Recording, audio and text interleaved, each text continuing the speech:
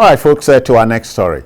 Our poor approach to data gathering means we rely on external bodies to get information on critical aspects of our socio-political and economic performance. The African Union, or AU, through the African Peer Review Mechanism, said the federal government had made tremendous progress in the areas of infrastructure development, agriculture, revolution, humanitarian services, and the fight against corruption, despite insecurity ravaging the country. Now, the secretary of the agency, Gloria Akobundu, who stated this in Abuja after announcing conclusion of Nigeria's second peer review, said the feat was highly commended by the forums of heads of state and government at the 31st ordinary session of the OAU, or AU rather, on February 4th. Yusuf, AU, here we are again. And look at the AU, look at other regional bodies like the EU. And you are saying in 2022, the AU is still a paper tiger, right? Wrong. Paper tiger. When there is need, sometimes, but they're paper tiger. But sometimes the paper tiger can be useful. Okay. But coming back to the issue under discussion, even without AU reports, the average, Nigerian knows that we have made some progress in infrastructural development. Yeah. You may criticize President Muhammadu Buhari on a lot of issues, but on some issues you cannot, because it will be extremely unfair. Yeah. Either you are blind or deliberately mischievous to see. Yes, it's either two. I mean, either of the two. You are blind, maybe, and we excuse you since you cannot see. But if you are not blind, you may choose to be deliberately mischievous. What we are seeing in the area of railway, a lot is happening. You may say it's not enough.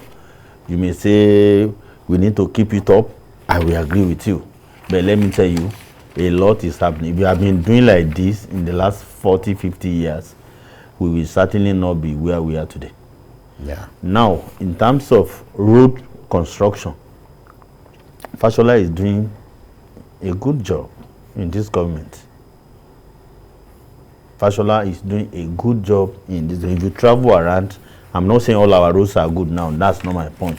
But you see a lot of ongoing ones and you see the ones, So, when you move from that, go to the airport, you will see what is happening. We are making a lot of progress. What they are talking about in terms of security, that one, is still a problem. But we are making some progress. And whether AU report acknowledges it or not, I am a living witness to say we are making progress in some areas. The AU, it's not like a scorecard, but we are humans. We are humans. So it depends on what side of the divide you belong in. The AU, the peer report is here. Yes, How do we rationalize it? Yeah, I think that it makes sense for the AU to do this kind of peer review, so that the body itself that was set up by heads of government in 2003 can live up to the purpose of setting it up. Now, the first peer review was in 2008. So 13 years after, we are having another peer review. I would expect that the AU will do this a lot more, so that African leaders can compare notes, see where they need to improve, and all that. It's a good thing that we've been recognized for some of the efforts that we've made in the area of infrastructure, in the area of agric development, and even humanitarian work. I was quite happy to see that we were also, Nigeria was lauded for the work that we've done in the area of humanitarian support of our population. So one can only encourage the government to continue along this line. The agric revolution that started during the Jonathan regime with Akinwumi, the Minister of Agric, causing the setting up of many integrated rice farms. We can see the progress that, the rapid progress that the Buhari regime has made in that area. We now have so many integrated rice farms, across the country, especially in northern Nigeria, Kebbi, and the rest of them. Sometimes when you even see, you go to a supermarket to buy rice, you won't know which one is actually Nigerian rice, because in terms of the packaging, they are also approaching the level of foreign rice in terms of the packaging. I'm not talking about the taste. I was in Taraba in a local government called Bali, and in Bali local government, I saw even local rice millers who already had the equipment to remove stone from the rice. You would never imagine that they had such equipment. So the equipment will remove the stones completely. When I got back to Lagos and I cooked the rice, I saw that there was no stone inside, and it was from a local rice milling outfit. Yeah. And our rice is much more nutritious. Of course, because those ones have been stored for years. They even use those ones at their rice, at their feed mills. Some of the rice they sell to us here, they don't eat. They use them at their feed mills. But here we are, anything that is foreign is good. Is hip. Well, we think that is hip. Yeah. All right, we'll go take you to Abuja in a manner of speaking. There, the Senior Special Assistant to the President on Public Communication, Ajuri Ngelale, will join us. So he's at our Abuja studios. We want to say thank you. How do you do? Ajuri. Good afternoon to you, gentlemen. Always a privilege to be with you. It's a bright Sunday and you are looking really bright, my brother. Yeah, the peer review. Thank you very much. Yeah, the peer review report is here. And how do you react to it? Well, I think my reactions are very much in line with, most Nigerians who would naturally be happy if your peers around the continent are evaluating you highly on the basis of what they're seeing in real time. First and foremost, let's kind of take it sector by sector. They acknowledged quite a lot going on across the multiple sectors. In agriculture, I know my brother Babajide mentioned a little bit about the agricultural sector. Though I would say that when you look at the agricultural development, in as much as it's true that Dr. Akinwumi Adesina had introduced several fantastic reform measures, we also recall, I certainly reported on that sector at that time, you had a lot of intrigues inside of the government and the bureaucracy limiting his ability to actually implement it. So for example, when they wanted to do the scheme with the cell phones, providing loans and seedlings, etc., through the provision of these cell phones, etc., you had a situation where that program, though very well intended and well envisaged, was of course poorly implemented. So we didn't get to see the kind of impact in real terms that we wanted to see within that administration. I think when we came into office, we were the largest importer of rice in Africa. Today, we are the largest producer of rice in Africa. And that had to do with the fact that this administration, under the leadership of President Muhammadu Buhari, put in place the Anchor Borrowers Program beginning in 2016, which from 2016 to date, over the last five years plus, has seen the provision of low-interest capital to over 4.5 million Nigerian smallholder farmers. And obviously this is happening over the course of most states of the Federation over the course of the last 5 years. That is tens of thousands of hectares of land that has been cultivated as a result of that, and that's moved us aggressively in the direction of self-sufficiency across multiple value chains, not just rice, but also in other value chains such as rice, maize, wheat, even fish farming, sugar production, etc., etc. So it's really going across the board. And what we're also seeing is, in addition to the Anchor Borrowers Program, this administration said, look, you can't just give facilities to people. You can't just give money to people or seeds to people, which we're doing both of. If people don't have access to abundant fertilizer at cheap rates, then they're not going to be able to cultivate anyway. So you have to deal with the fertilizer problem that we've had for decades.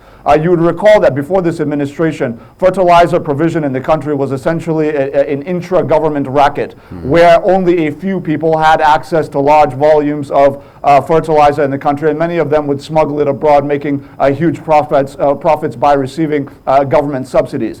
What the president has done in the last 4 or 5 years is to aggressively revive tens of fertilizer blending plants across the nation to ensure that we can stabilize the supply and provision of fertilizer in the country. And then, of course, we have private sector initiatives that have come online.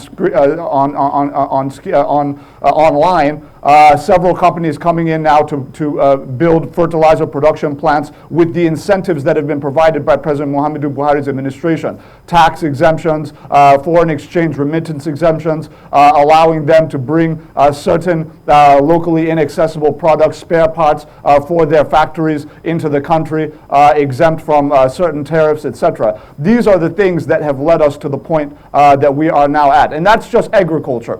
If you look at what we've done, and I know my brother made reference to this, in the construction sector across subsectors, transportation, works, etc. Obviously, it's absolutely true that our people have witnessed as essentially 4 new international airports have come up almost from scratch. I think it was only Abuja and Nnamdi Azikiwe International Airport, Abuja, that had made some significant progress under the previous administration to the tune of about 40%. We completed that. But then we took Port Harcourt International Airport, the worst rated airport in the world, was essentially a block of concrete slab on the ground when we inherited it in 2015, 2016, took that to completion by the end of 2018. We are now getting ready to unveil the new Aminu Kano International Airport in Kano. We're getting ready to unveil the new Murtala Mohammed International Airport in Lagos. And then in 2023, we will be unveiling the new Akanu Ibiam International Airport Terminal in Enugu, just after finishing a world-class international standard runway at Akanu Ibiam International Airport in Enugu, done over the course of the last 9 months. So that's that. Then, of course, if you look at the railways, what have we done? We inherited about 80% of one railway. That was the Abuja-Kaduna Railway. Over the course of the last 12 years preceding this administration, they were able to do 80% of that. We completed it. It was done in 2016.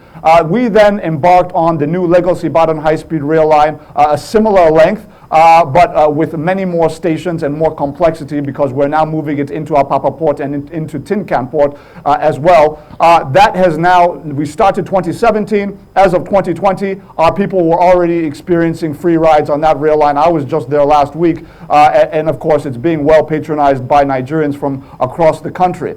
So we did that in 3 years as against 12 years, right? So that's one. Then in 2020, what did we do? President Muhammadu Buhari launched the Central Rail Line, the 326-kilometer standard gauge Wari-Itakpe-Ajeokuta rail line that had been abandoned since 1987.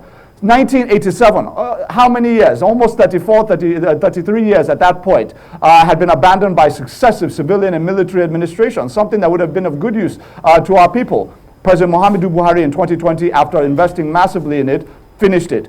So we now have that on ground. Now we have moved to the Kaduna-Kano segment of the Lagos to Kano rail line, where construction is going on very well over the course of the last 3 months, and we're very much expectant by the time we get to 2023 that we would have completed a significant portion of that particular rail line before handing over to the next administration. And then, of course, if we get into roads, Babajide knows very well, if I begin to talk about roads, I will need 3 hours, because there are so many road projects, bridge projects across this country. Obviously, the mega ones are the ones everyone talks about. This year in 2022, we're launching the over 336 billion naira second Niger bridge, started by this administration, will be completed by this administration. The over 200 billion naira Lagos Ibadan expressway will be completed by September this year for people to use. Our people in that axis know very well the state of that road of the last 40 years and what it is today. It will be completed in the fourth quarter,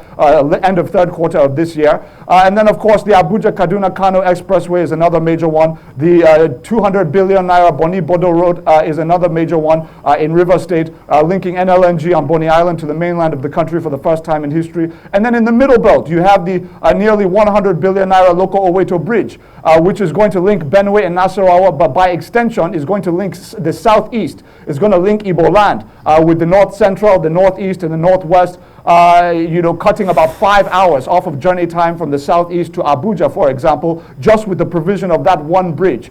There is so much going on in terms of infrastructure. So it's not a surprise to us at all that given the lean resources available to this country, what President Muhammadu Buhari has been able to cook, a 5-course meal with his hands tied behind his back, it's not a surprise to us that the African Union is recognizing those achievements, even as we are very realistic about the fact that we still have many challenges that are yet to be conquered.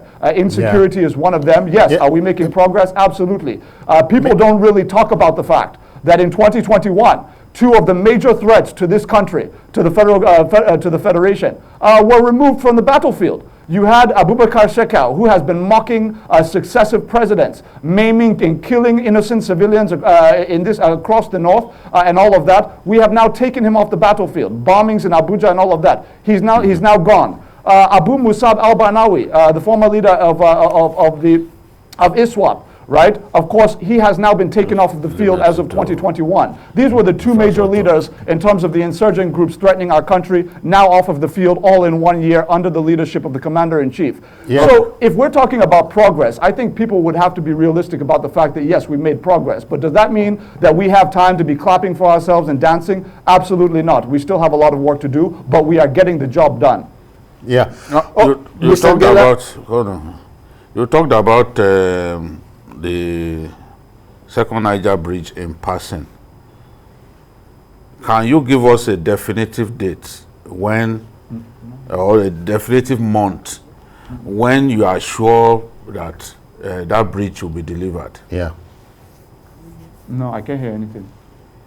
Yeah, Mr. Ngelale, are we in business? Can you hear us now?